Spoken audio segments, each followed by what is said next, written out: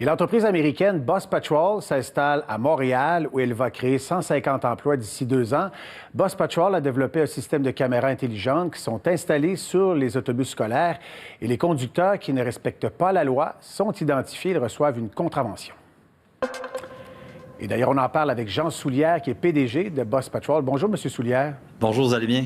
Bien, ça va très bien, et vous? Oui, très, très bien. On en parle beaucoup de votre entreprise. J'imagine que c'est une bonne journée aujourd'hui? Une très bonne journée. Je suis très content. Après avoir parti l'entreprise aux États-Unis, être capable de la ramener chez moi, c'est vraiment quelque chose de spécial. Oui, et là, je voyais sur un site en français, parce qu'évidemment, donc l'entreprise, au départ, c'est Bus Patrol, parce que le siège social est situé en Virginie. Mais ici, est-ce qu'on va dire Bus Patrouille? Bus Patrouille, oui, exactement. Alors qu'on a raison de dire ça également. On a raison de dire Bus Patrouille. Parce que également, il faut le dire, il y a plusieurs Québécois dans le projet. Alors vous, qui êtes PDG, c'est une aventure québécoise, tout ça, là. Oui, mais c'est vraiment moi et mes collègues, des investisseurs, des technologues québécois qui ont découvert accidentellement à travers un ami qui avait des dépassements illégaux sur des autobus scolaires arrêtés. On a vu l'envergure du problème. On a développé des systèmes, des logiciels à travers des acquisitions. On a parti une entreprise qu'on a commencé à opérer en 2017. Et maintenant, on se retrouve les chefs de file d'une industrie qu'on a pas mal créée. Alors, c'est vraiment une belle histoire. Oui, c'est vraiment excitant. Expliquez-moi. Alors, vous équipez donc les autobus avec une technologie qui permet de détecter les automobilistes qui ne respectent pas, vous savez, l'arrêt obligatoire lorsque le panneau arrêt est activé sur l'autobus.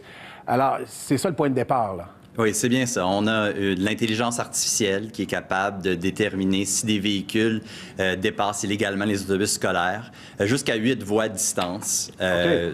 C'est 8 voies, là. 8 voies, oui. 8 voies des 2 directions. On est capable d'attraper les véhicules. On a une résolution de 4K sur nos caméras. Vraiment, c'est un système qui attrape tout le monde.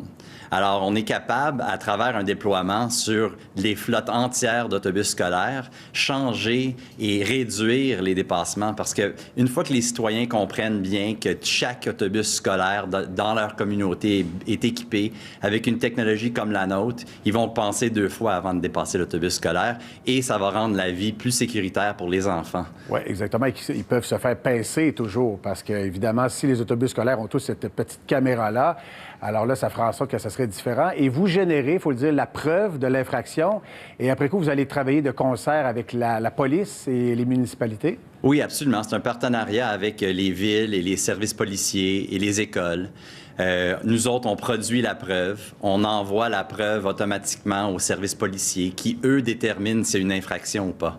Une fois que l'infraction elle est émise, nous, on s'occupe de tout l'arrière-plan. Alors, l'impression de la contravention, on envoie la contravention. Même, on donne accès aux vidéos, aux preuves, aux personnes qui dépassent pour qu'eux autres puissent voir leur véhicule dépasser également. Oui. Et ça les motive et ça les éduque, puis ça les fait penser 2 fois avant de le refaire. Ah, évidemment, donc c'est un bon procédé. Alors là, il n'y a pas de frais d'implantation. Je lisais ça ce matin pour les municipalités. Et vous payez avec une partie des revenus de la contravention, mais je trouvais qu'il y avait quelque chose un peu de paradoxal là-dedans, parce que, vous savez, on veut en général moins d'infractions. Hein, on ne veut pas que ça se produise, ça. Mais vous générez vos revenus avec ces contraventions. Il y a quelque chose de paradoxal un peu, là. Oui, c'est un beau projet axé sur la sécurité. C'est vraiment ça qui était la philosophie de base de notre entreprise. Quand on a vu l'envergure du problème et le nombre de fois que les autobus sont dépassés, et on voit aussi des nouveaux conducteurs à tous les ans. On voit des gens qui rentrent et qui sortent des villes. Alors, l'opportunité d'éduquer les gens n'arrête jamais. Une fois qu'on connecte l'autobus scolaire au cloud et qu'on est capable d'automatiser plein de choses, mais on a aussi d'autres produits et d'autres services à offrir. Alors, on veut vraiment moderniser l'infrastructure technologique qui existe sur les autobus scolaires parce qu'on est vraiment dû de faire en sorte qu'il y a une évolution, comme on voit dans nos voitures, dans les autobus scolaires, c'est notre futur qui embarque sur ces autobus-là. Et les périls qui font face à tous les jours avec les gens qui portent peut-être moins attention à cause de la technologie, peut-être qu'on peut se servir de la technologie pour les arrêter et les faire changer. Oui, donc il y a de l'information. Vous voulez que ce soit aussi donc une aventure qui soit rentable. Il y a déjà 50 000 autobus qui ont votre petit dispositif. J'imagine que c'est surtout aux États-Unis à l'heure actuelle? Mais pas encore. C'est d'ici la fin de l'année, OK. on va avoir 50 000 de déployés. OK. Mais c'est pas un petit dispositif, c'est quand même une suite technologique. On a une boîte de caméras sur le côté et tout ce qui vient avec pour la connecter. On est connecté avec les services Amazon et aussi les services cellulaires d'une façon pas mal cool. Oui, et je regardais aussi le marché, parce que là, d'ici la fin de l'année, vous dites 50 000 autobus, mais Oui. au total, je regardais le marché, c'est 500 000 autobus. en Amérique du Nord. 550. Oui, 550 000 Ah oui, en autobus aux États-Unis et au Canada. OK. Alors, on vient juste de percer, de partir le marché, mais le upside, disons, il est énorme. Alors, nous autres, on croit avoir une entreprise qui va croître d'une façon assez importante très, très rapidement. Oui, et là, on l'a dit, c'est une aventure avec beaucoup de Québécois. C'était tout normal de revenir à Montréal. Oui, et aussi avec la main-d'œuvre qualifiée ici, bilingue, avec l'expérience dans le développement des systèmes d'intelligence artificielle. Aussi, on avait un besoin d'héberger des centres de preuve au Canada pour pouvoir exploiter le marché canadien.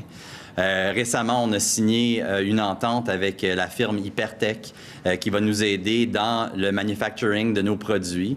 Et on va devenir aussi un exportateur de technologie aux États-Unis et peut-être à travers le monde. On ne le sait jamais. Nous autres, notre rêve continue à grossir à tous les jours. Le potentiel semble être là. On vous souhaite un bon succès. Jean Soulière, merci beaucoup d'avoir été avec nous. Merci. Bonne soirée.